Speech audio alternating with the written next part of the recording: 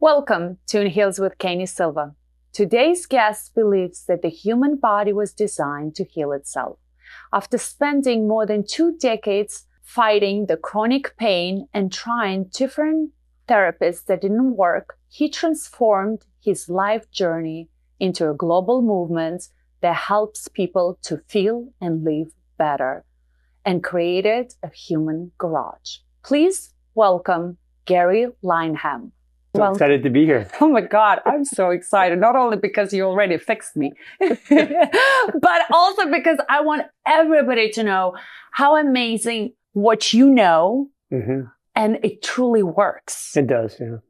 And before Human Garage, how did you even start it with the idea of Human Garage? I mean, you had to go through a lot of pain to realize something has to be done differently. I'm an entrepreneur. And the outcome of an entrepreneur is to take a problem, and the bigger the problem, the more that you just seem to fix it. So I saw a problem I was trying to fix myself. I didn't feel good. I had 8 concussions. I had issues in my body, pain.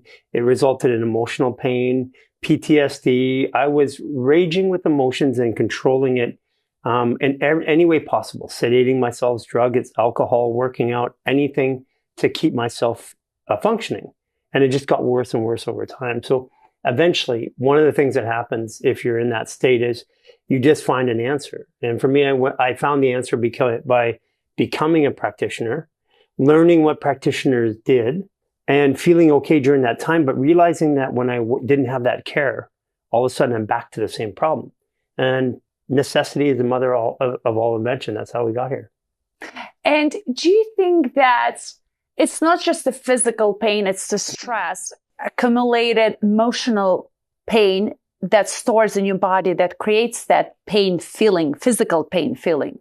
What if I told you I believe that all pain is emotional? I believe you, because sometimes I'm like, well, why is there reason for something, to hurt if it's not broken, right? Like a broken bone, or I don't know, torn ligaments. There's no reason. But especially I know that the stomach, right? Stomach is number one. When it starts hurting, most of the times it's not actually what's happening in the stomach. It's stress related. Yeah, I mean, we could go off script. I could show you an example in your body that would show you. There's no script.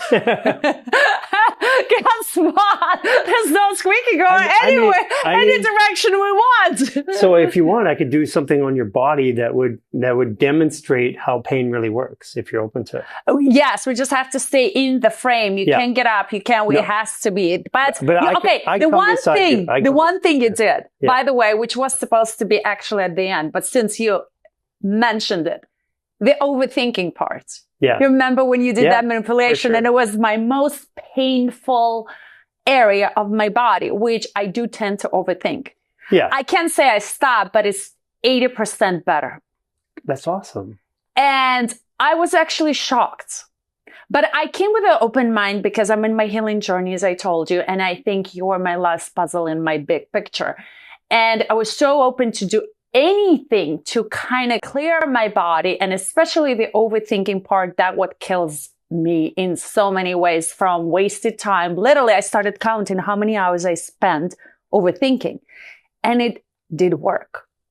Well, I can show you something about pain that I learned, which. But wait, hold on. But how? How is this side helps not to overthink? That's your small. Why is it stored there? It's your small intestine, and if you look it connects to your brain.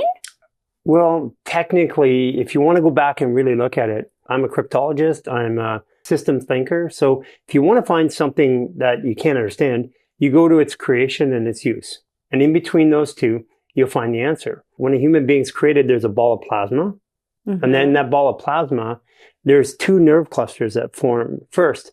And until 6 weeks, no doctor, no scientist can tell you which one is going to be which. And at about 6 weeks, somewhere between 6 and 7 weeks, it forms, and one becomes the brain, one becomes the small intestine. So, and then the other organs grow in, the muscle skeletal system grows in. So technically, this is your brain and this is your dashboard for your brain. Wow. And that would make sense because the brain itself has no pain sensors. So we don't feel pain. You can do surgery on your brain without any anesthesia. Yeah. But when somebody says in health passes the blood-brain barrier, that doesn't mean the food goes all the way up to your brain and passes some barrier. It's passing it down here. It's even contained in the words that we use. Wow. That's why. Wow. This is really, wow. Now it makes complete sense. Yeah. This is also where 85% of our serotonin is made. Our serotonin itself is what makes us feel connected and understand and be able to put the puzzle pieces back together. And if our serotonin is lacking, it's hard for us to actually see that. And that's all produced, or 85% of it, right in your small intestine. Wow. Do you think for people who are overweight, let's say, because it puts more pressure into that area, their problems are bigger than normal people? Well, first of all, I have a special relationship with obesity around me in many different cases, friends, family, stuff like that. And what I've found is obesity itself, or being overweight, not obesity, but overweight and health don't necessarily correspond. I have clinical tests where I have people that were overweight that were healthy. Mm-hmm. And as is actually in our clinic in Los Angeles, I can tell you a story. One lady came in, she was overweight. And when we did all the clinical work, I said to her, you're going to get a test. It's going to look really bad. Don't worry about it. We're going to fix it all. Yeah. And she got her test. It was all green. And everything was in the green, every marker. I called the lab and said, something's wrong with your equipment. They retested, they tested the equipment. We took all 20 people that were in that day. We retested them only to find out that everybody was exactly the same. So then I had to answer the bigger question. If she was overweight, how come she was healthy? So it's not always a direct correlation. And what I did find out over the years by mapping this against several other people, there's one thing that she had that was uniquely different. She was very happy. Ah. And I thought, LA, happy could be, hey, I'm happy, but I'm not. Getting to know her over several years, I realized that she actually was happy. And then I had another one and another one. So I had 3 points of reference that the physicality of their body should tell me that they're unhealthy, but they actually were healthy. So there's not a direct correlation, I think. And there's a lot of people that look completely lean and ripped and they're not overweight. And when we test them, they look like they have cancer, they have diseases. And if you look at especially women who have a lot of the autoimmune and thyroid issues stuff, they actually look the best physically on the outside. Yeah. So looks does not equate health. Got it. Why do you think women have more of this immune-related disease than men? Or are they? Well, I mean, I have my opinion. I can give you an opinion. Yes, of course. There's a couple things. I believe that all diseases start off with an emotion. I believe that. Okay. In my own life, I can track it back. I look at clients or patients when I was in the clinic, and I can say that there is an emotion that preceded every disease to some point. Mm-hmm. And people always say, what about genetics? Well, I can actually show you that even when a child came into the world, that there was an emotional situation that was happening with the parents that the child was resolving in their body. So women hold more emotions than men. Men tend to power through them. And it makes sense that an emotion is energy in motion. Mm-hmm. So if that energy and motion gets stuck in the body, then the body's not going to feel at ease. That would be the beginning of dis-ease. Mm-hmm. Now, I'm not at ease, that's dis-ease. And over time, if I leave that stuck emotion in there, if I'm fearful, like let's say you're fearful that your spouse is going to leave you. Well, or they're cheating on you, you're really going to be amped up. And then you're amped up, you're in low-level stress all the time, sometimes spiking. A phone call goes, it spikes. And this is a real thing for people. Yeah. Then you go eat food. If your adrenaline is up when you eat food, that food doesn't digest properly. Oh, wow. And because adrenaline means that all the blood leaves the core of the body, the digestive process, and goes to the limbs for fight or flight. That's what their body thinks it is. And so it doesn't digest, it doesn't absorb, it doesn't process properly. So all of a sudden, you're not getting the nutrients. Well, if you stay in that state for 5, 6, 7 years, well, now you're not going to sleep as well. You're not going to digest as well. Everything in your life is not going to be as good. It's stress. Yeah. And then at some point, you'll be able to measure it with science. Got it. Oh my God. I think you just, uncovered why I haven't slept, during certain periods of time in my life. Yeah. I didn't even know that. I thought, I mean, obviously people say when you stress, you don't sleep good. But now you actually explained. We have a lot of things in human biology that we just say, this is how it is. Yeah. And like, yeah, it's because of the stress. Sure. But does it have to be that way? And when we say that, because you can't eliminate stress. Let's be honest. We all go through, well, at least in my life, or maybe, I mean, I'm changing how I look at things because nothing really is important unless it's health related. You know, the rest you can overcome. You can't control the stressors. Yes. So work is not a stress, it's stressor. Job, traffic, IRS, bills, those are stressors. You can control how much your body's holding so it has capacity to deal with it.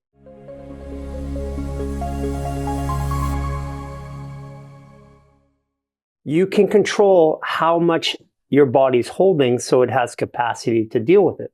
Yeah. So for example, if you're hungover and you go to work the next day and the lights are bright, somebody's ticking on the table, somebody's like chewing too loud, and it all is annoying because your nervous system can't take any more input.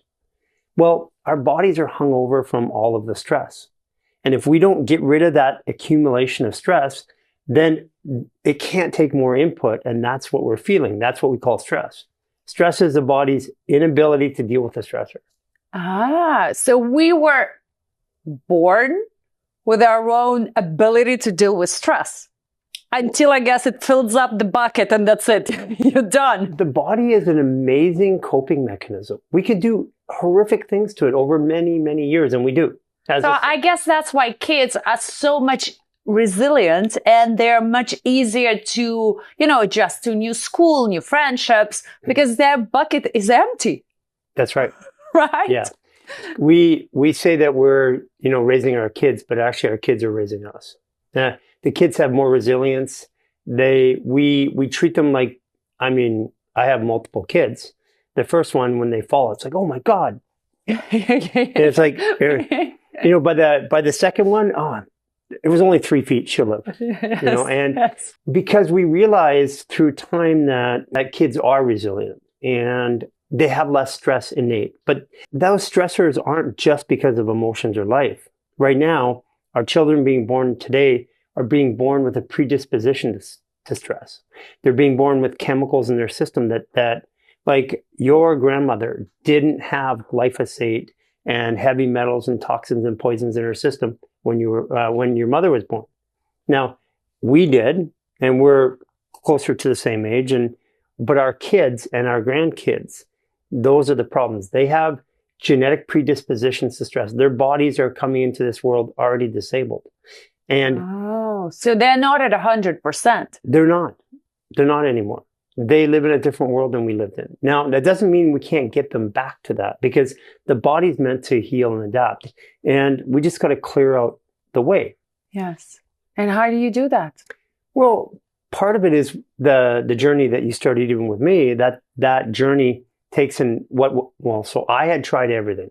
Yes. I'd gone through every kind of therapy, every kind of practitioner that you can imagine. I'd gone through the world looking for answers and spent millions of dollars, but I still wasn't getting, I mean, I moved along in different areas, got better in different areas, but the net result was I didn't feel good. I didn't like my life.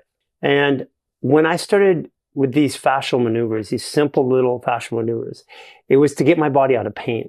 And what I do is wake up in the morning, and I was in. And you would do it to yourself, or you would do it to another specialist? Yeah, you see us doing these all the time. Okay, and tell me, what is fascia? Because I didn't even know it myself. And I'm pretty sure a lot of people wouldn't know it either, because it's not something people talk about.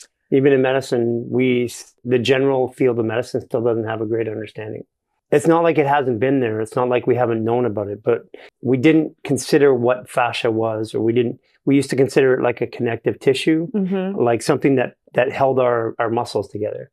But it's far more intelligent. We now know that it's actually the most intelligent part of our whole nervous system and body.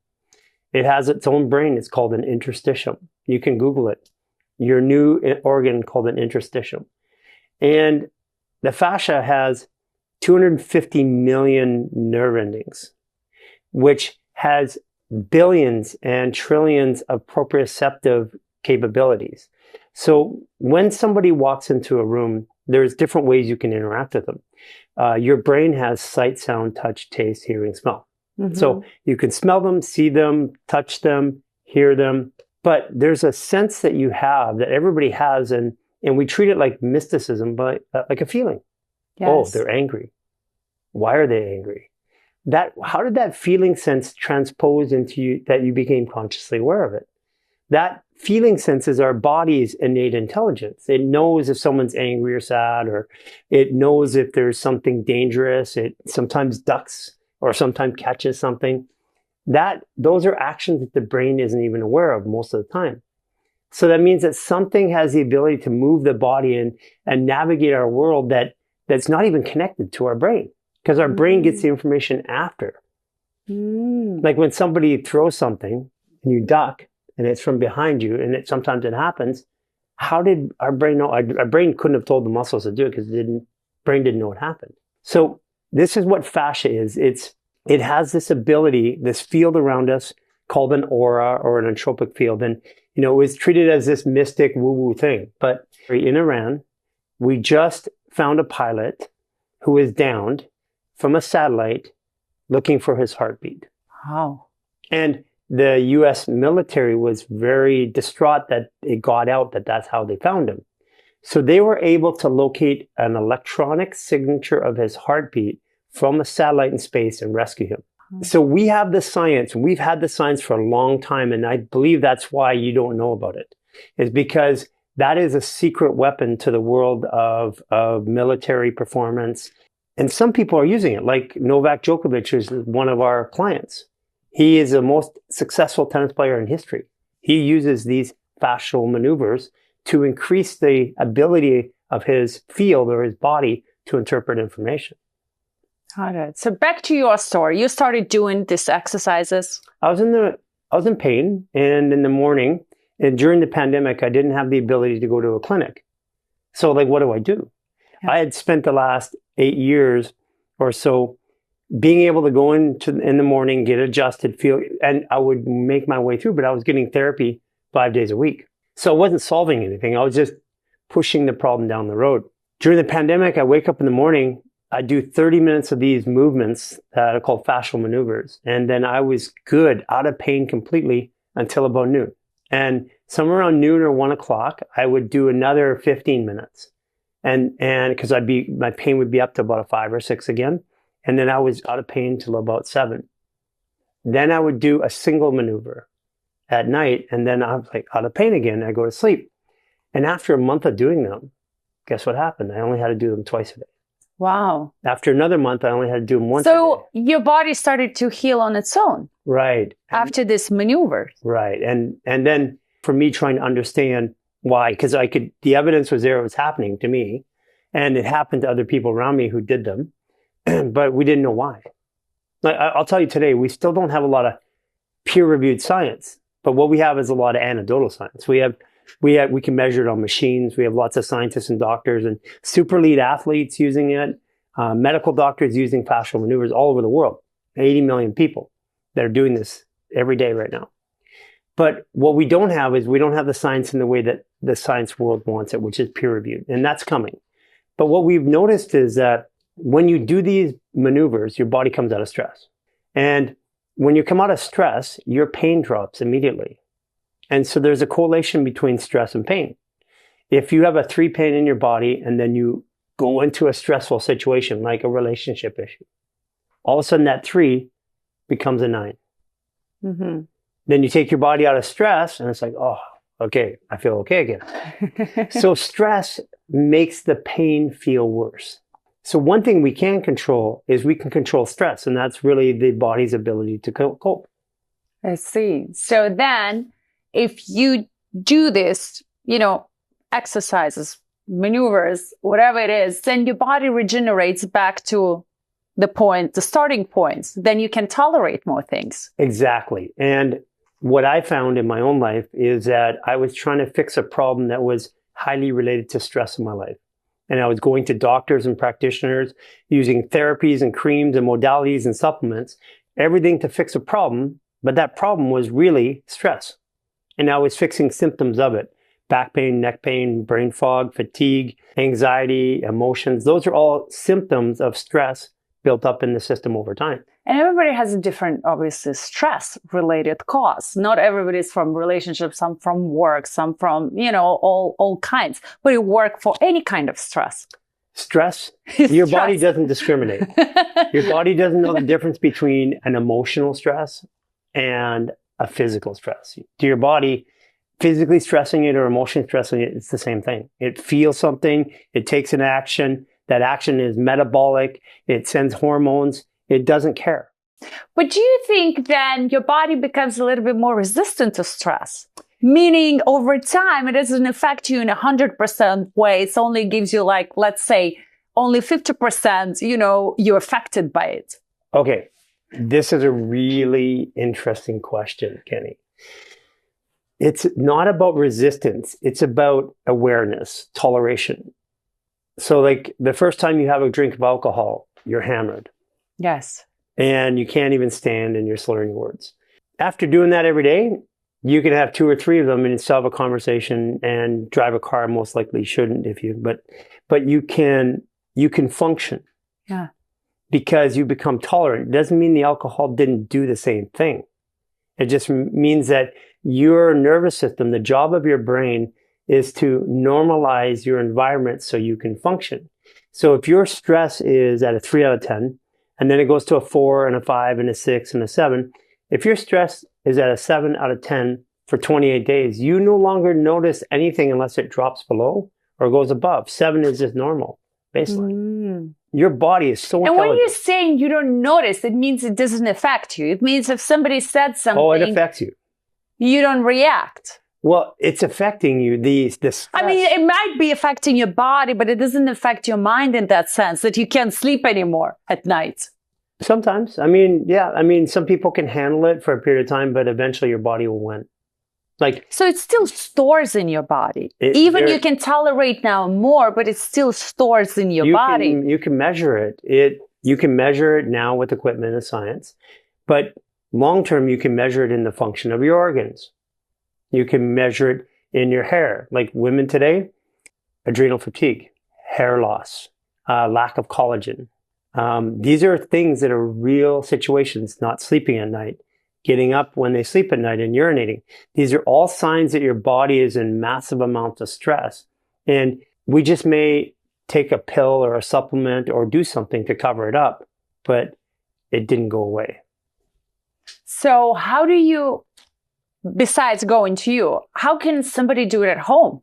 Well, how can you even recognize that it's stress or it's just a survival mode that's normal? Because that's how I feel like, when I went through divorce, everybody's like, well, how did you do this? I said, I don't know. I didn't know there was another way of doing it. It's like a survival mode that you're so used to that you don't even know what normal life is anymore. You are a 28-degree Capricorn. So you have an unusual ability to manage stress and process. I have a high tolerance of pain. I can tell you that. I can survive through things people wouldn't even dare to.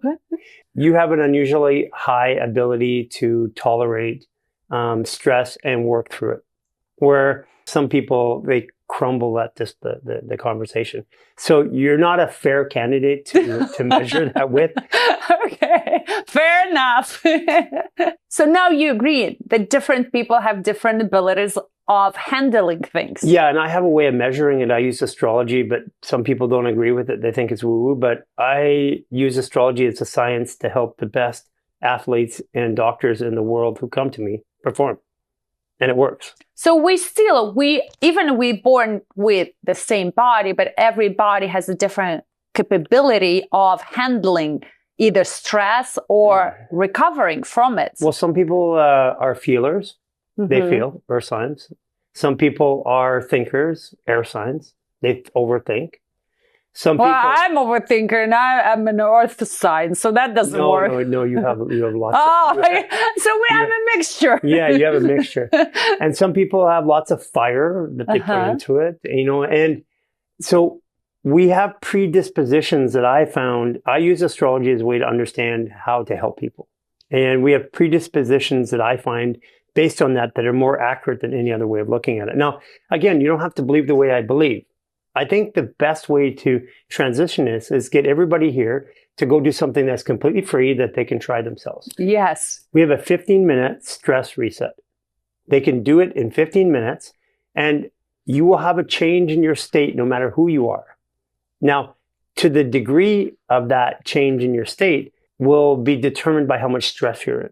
So you could do this 15-minute stress reset, which is a bunch of self-care maneuvers, which open up and unlock the fascia. And they do what we did together. Mm-hmm. What would take you a year and a half to do, I helped you do in minutes. But you can do these things yourself. That's what I did. That was what I was talking about. These simple maneuvers, they kind of feel like a stretching. But you have to do it every day. We don't have to, but if you do, it's better. I mean, yes. If you feel good and you get up and you take supplements or you eat, you go get a mocha or a coffee because you feel good, then why wouldn't you do a movement that made you feel good? Well, I feel like it's much easier to go to a coffee shop when somebody does it for you. They just give it, you just consume it versus you doing an exercise, on your own. I mean, I have a routine because I do it. It's a part of my life. I wake up while I, wait for the teapot to boil. I do my exercises. Like I got it down to the science, but not everybody. That's why I think, a lot of people are lazy. Yeah, sure, they can be lazy. And it's much easier to take a pill, which we're going to talk later about. When they're lazy and they sit down too long, they get up and what do? They stretch. Oh, they move around. Oh, they do something. By the way, is stretching good for you? Well, I'll say that when you stretch the fascia, it's good for you. When you stretch a muscle, not so good. Okay, how do you know if you're stretching a muscle or a fascia? We have a series of maneuvers called Fascial Maneuvers. And what we found is that our top athletes who are stretching muscles started having tears called cross-diagonal tears, cross-diagonal breaks in their bones. There's a documentary that's coming up pretty soon. I can't say the name of it, but it talks about the injuries that athletes are having when they're no contact, meaning between the bench and the court or the field is the greatest growth in injuries. And that has a lot to do with two things, dehydration and also stretching, the way that we stretch today. So we have these fascial maneuvers which counter-rotate the body and wring you out like a rag. And that seems to work really well. And this is coming from a guy who's traditionally, been very athletic. I've been an athlete. I've trained and worked with the top athletes in the world. Today, we no longer have them stretch. We have them do fascial maneuvers, which stretches the fascia because it's a rotation. It's like this rather than like this. It promotes a natural movement in the body because when we move, we actually move in rotation. So our body knows rotation as a way to function. And when we stretch in rotation, that's a fascial maneuver, then the body actually really, really quickly changes its state. I see. Wow. So if you have 5 minutes a day only, what would you do? I did it with Gary Breckett today online. I took 3 minutes and I did one. I mean, you could do it right now if you want sitting. You don't have to leave your chair to do it. Just stretching the fascia. You want to try it right now? Yeah, why not? Okay, so you got your right leg crossed over, all crossed behind.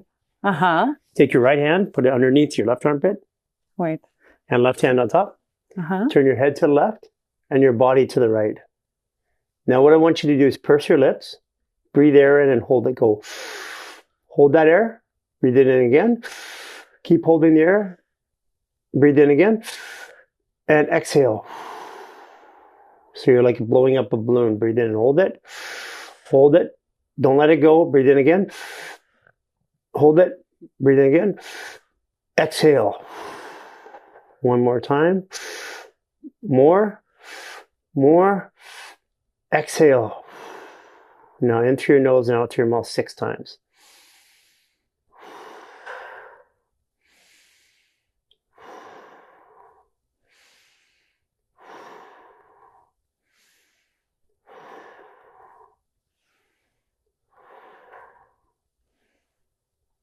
Okay, now that's only one side. I feel better. I can tell you why, because your voice changed. I had a neck pain. I don't know from where. I started feeling a sudden neck pain. And I'm like, we're talking. And the moment you said, do you want to? Yes, I do. And now I don't feel it. What else do you feel? I feel lightheaded, I like but it's usual. in a good way. In a good way. It's like, whoa, but I feel lighter. But the most important thing, I don't feel neck pain. Does it feel like the room got brighter? No, it doesn't do this for me. Every single time you ask me, it never gets brighter. It's not. So that is what you're experiencing is stress coming out of your body. And you weren't necessarily aware of that stress, but your eyes are brighter, your neck is better. Take a deep breath. Wow. You get more air.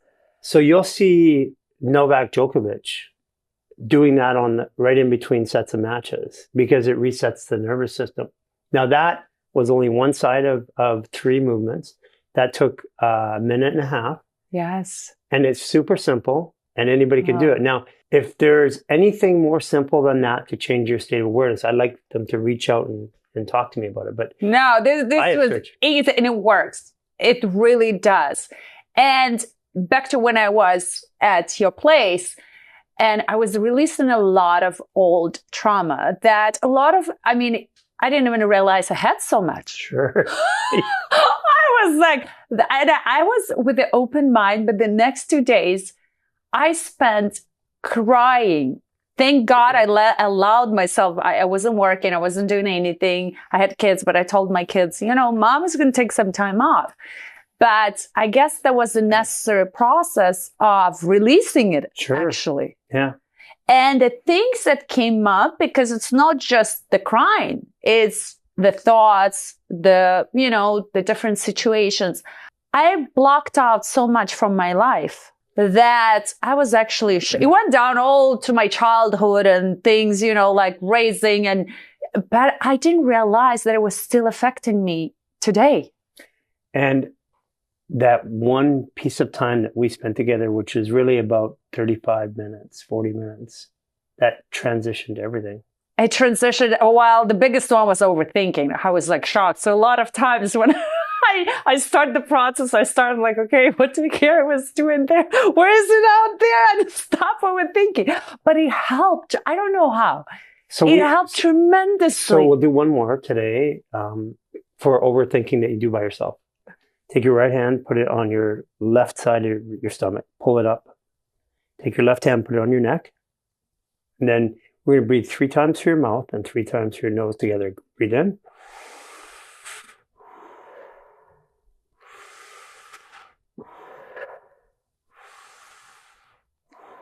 Your nose.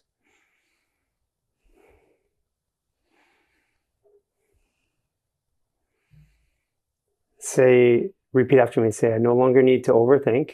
I no longer need to overthink. To feel safe in my life. To feel safe in my life. Or safe in my body. Or safe in my body. Happened again, right? Yes.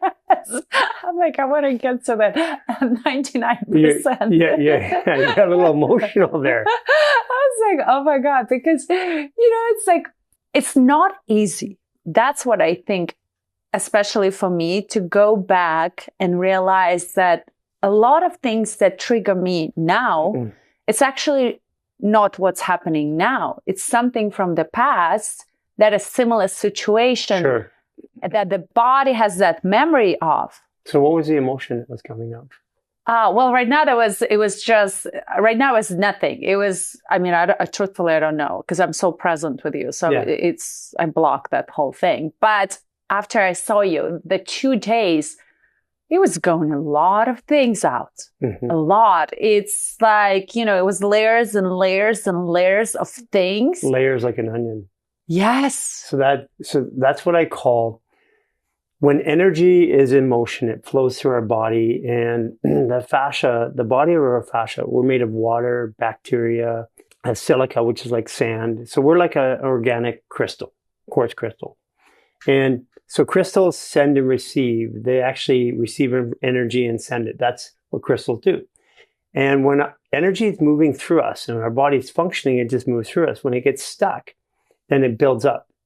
And it builds up in these layers, layer. And when we do these fascial maneuvers, it like takes off a layer and another layer. Like even today, just right now, you came out of stress, and then we did that same maneuver, and all of a sudden there is a shift. When you look back at the camera, at this on film, you'll see that there's a shift in your eyes, your demeanor, the way you're sitting, and it's very noticeable. That means something impacted your nervous system, and that's what I call stress. And that stress was holding back a layer of information, which is trauma. Mm-hmm. You know, I mean, I absolutely love what you do, not only because it works, but you also explain it. I'm a kind of person, I think I have to believe in it. Sure, yeah, me too. me too. I have to believe, I have to know everything about it. I have to know everything from here to there for it to work, because I believe that just by believing it, it works. Yeah. And you're really knowledgeable, and the way you explain it, so, you know, I understand it now, and it makes complete sense. And those maneuvers are not that hard. Back to you. What's your day? I'm curious, what's the most healthiest person that I'm aware of that knows everything about health? What's your day? How does your day start? Well, for me, routines are important because your body likes predictability. I get up between 6 and 6:40 every day. And if my alarm goes off, but usually that's just because I want to get up. Wait, by the way, is it true when they say that the ideal time is around 4:35 when your brain is really active for like major decisions, or when it's really productive? Is it true or not? I don't do it. I mean, listen, a lot of yogis do it. Good on you. 6 o'clock is my time. So I believe that there's not exactly one thing that works for everybody. You need to find your own rhythm. And part of the problem that we have is it's good for me. That means it's good for you. That doesn't mean that. Yes. And we are very, very different in the way that we process.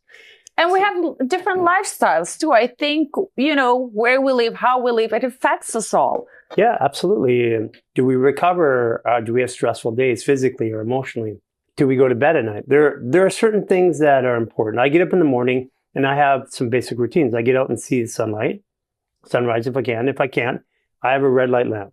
The reason why is my circadian rhythm is the most important part of my health. Sleep is king. Doesn't matter what therapy, stem cell, treatment, doesn't matter what biohacking device you do. If you don't sleep, it's gone. And it's how many hours? Well, there's some debate around that. For me, I believe around 6 hours, 45 minutes to about 7.5 hours. So everybody has their different sleep hours that they need. I definitely don't believe 8 hours is the number anymore, but I used to. And when I let myself naturally wake up over time and I'm treating my body right, my body sleeps 7 hours. Yes. Without alarms and stuff like that. So I get up, I get some natural light. I do some fascial maneuvers. At least. What about water? Everybody says drink water first. That's what I do. With lemon.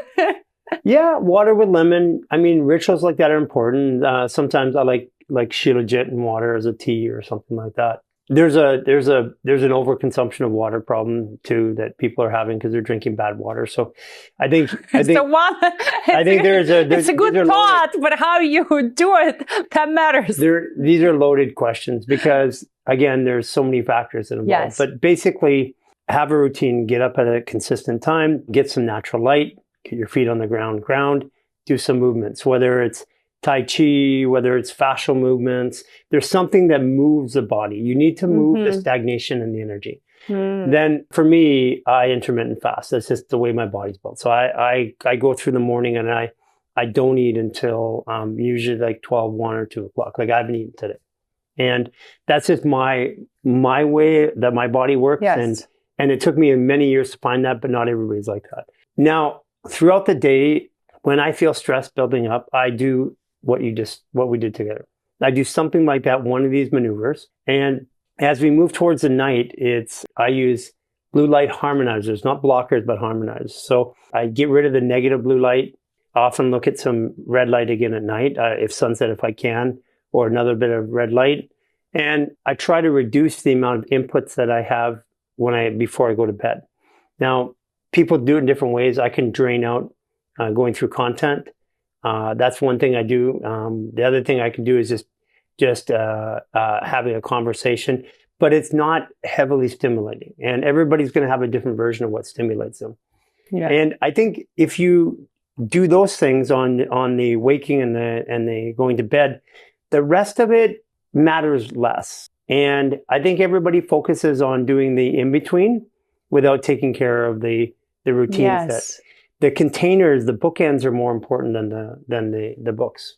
Well, the thing is right now, especially, there's so much information that you almost get confused what you need to do because it's just too much. And if you follow everything, it's like, oh my God, this is going to take me 12 hours a day just to follow all these regimens. You get up, you meditate, you drink your water, then you can then you do your shots, then you do this and this. And somebody's like, okay, take a 2-hour walk, take an hour walk. And it's like, when do I work? When do I actually enjoy life? Because that's what happened is that the health community, the biohackers in particular, have become so fixated in these routines. Like I go to these conventions all the time, the world's top biohackers, and they have a 2-hour, 3-hour morning routine, a 3-hour evening routine. And I'm like, okay, like literally, if that's what you have to do to feel good, there's something wrong. Exactly. And it's not that some of those things may not, like for intervention, if I really beat up, doing that for a period of time to get my body to a state where I can flow, I think it's more important to be, no, I don't think. I experienced in my life, and I have watched tens and tens of thousands of people go through this. Find a flow that works, find a way that feels good in your life, find the joy and happiness through your routines, the simple ones. But if missing a part of your routine makes you feel unhappy, there's a problem. So it has to be something that you can flow in and out of, because anything that I depend on will become a drug, whether it's good or perceived bad. Or for me, for example, I don't go to the gym. I hate it. So I learned if I love something doing, I will stick to it. Yes. So I do small things, like I wake up and I do something, like exercises, then I do something during the day at night, because I can't do an hour workout. It doesn't work for me. I do love walks, but I don't have every day an hour to walk. Yeah. And that's why I think a lot of people, they're so programmed, like, oh, you have to go to the gym, or you have to do this, or you have to do that. You don't have to do any of that. You just have to find what you enjoy, and then you will stick with it. I agree. And I suggest that people find things that work for them that don't require outside input. Like if you have to go to a studio, if you have to get a mat, if you have to go work on a weights, and that's the only way you're going to be good, eventually you're not going to be able to do that.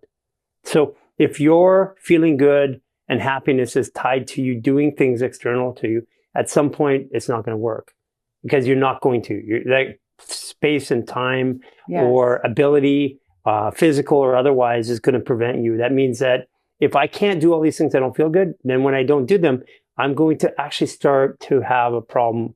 And like you said before, your belief is super important. Yes. So before the show ends, I want to talk about this. Okay. What is it for? What does it do? And why do you need them? Well, first of all, this is fascial release, and we have another one called Power Kirk. These are a curcumin-based supplement, but they're not your average curcumin, as you know from taking them. This is 125 times by science more inflammatory curative than curcumin that you buy. Doesn't matter the brand, doesn't matter what they put in it. Normal curcumin has a ORAC, that's a rating by a lab that tests how oxygen reacts in our body. So it's a stress test and inflammation. And normal curcumin, the best in the world, has 9,500 as a number. This is 500,000. Wow. So this is a special patented formula that allows your body to come out of inflammation fast. In 35 minutes, you'll feel it. And the reason why it works is it targets what we call bad inflammation. Like you have two types of inflammation. You have inflammation that helps your body heal, like muscles grow, and inflammation that takes you down, like cancer or autoimmune. This one goes after the signaling pathway that is the bad inflammation. Simple. God. And so this one here, when athletes take it, they have increased cognition and ability to perform instantly. That's why you like it.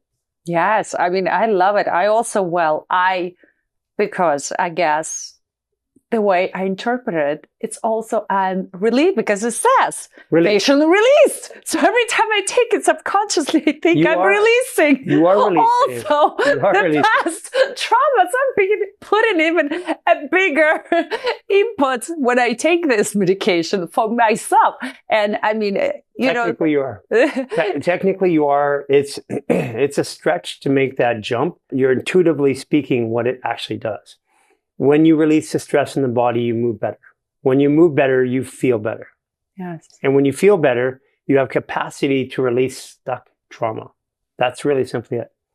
Now, this one has butyrate in it. It's got beta hydroxybutyrate, it's called fascial fuel, and butyric acid. Your body makes butyric acid. There's only 2 patents. Why do we need it? Well, this one here is a GLP-1 activator. And what is GLP? Okay, this is like all the things I don't know. What is that? Well, that you see everybody taking an unnatural form called Ozempic. Oh, well, I don't take Ozempic. No, but you see... I don't think I ever needed one. But a lot of people are. So what this does is it puts your body into ketogenesis. So it takes your body off of sugar. So sugar takes you on this roller coaster, and your hormones on a roller coaster. This on an empty stomach will give you 4 hours of energy. Oh, wait. So you have to take this on an empty stomach? No, you could take it, okay, but on an empty stomach without any food, it'll give you 4 hours of sustained energy without a crash. And it does it without... Okay, when you say no crash, what does that mean? Well, if you have a lot of sugar, you have this hyperactivity, and then this down. Yes. That down is the blood sugar dropping. Okay, so this doesn't have it. It just... This one tells your body to eat its own fat for fuel. So it's pretty cool. Because if you're trying to lose weight, that works. If you're just trying to have sustained energy, that works. If you don't want the digestive process, like when you eat, your body uses 80% of its energy to digest. So if you don't want your body, if you want to feel hungry and satiated to do an activity, but you don't want your body to have the heaviness from eating, use that. Ah, okay. Super cool. That's amazing, because I thought obviously it's for fuel, so I thought it gives you extra energy. It does. Which it does, but it also does so many other things. Yeah, but it gives you energy by turning if you eat sugar right after that, you go eat a cake after that, you take those, you eat a cake, your blood sugar will hardly even rise, if it rises at all. Because your body is burning what we call ketones, or basically fat. And it's metabolizing fat for energy for about a 4-hour window. So it's really cool. Like sometimes if I'm out somewhere and I ceremonially, which I normally don't do, I eat something that's got a lot of sugar in it. Sometimes I will just take that at the end because I don't want to deal with that up and down of the sugar. Got it. Well, unfortunately, our time came to an end. Well, our time here. Yes, of course, our time here. But I want to ask you the last question for our viewers. For somebody who is trying to be on that healthier path or happier path or feeling better, what would you suggest them? The first step to do? The number one thing that you can do to affect your health outside of any diagnosis, machine, technology, anything, is reduce the stress in your body. We have a free, 95% of what we do is free of charge. You go to our YouTube, type in 15-minute stress reset, Human Garage, and you go there, you do that. Within the first 15 minutes, you reduce 75 to 90% of the stress. You did one sixth of the movements. And if you do the rest of them, you'll feel immediately stress reduced. If you do that every day and you don't change anything else, your life will get better. And if you do that every day, I like that. You're going to feel better, and most likely you're going to start your health journey, because a health journey takes emotional capacity. Yeah. And that to change a habit requires you having a desire to do so. And if your body's stressed out, it's easier just to do the same thing. Yes, you are so right. Well, thank you so much, Garry, for coming. Thank you. Thank you. I learned so many things, and I hope you guys too. Thank you for watching. I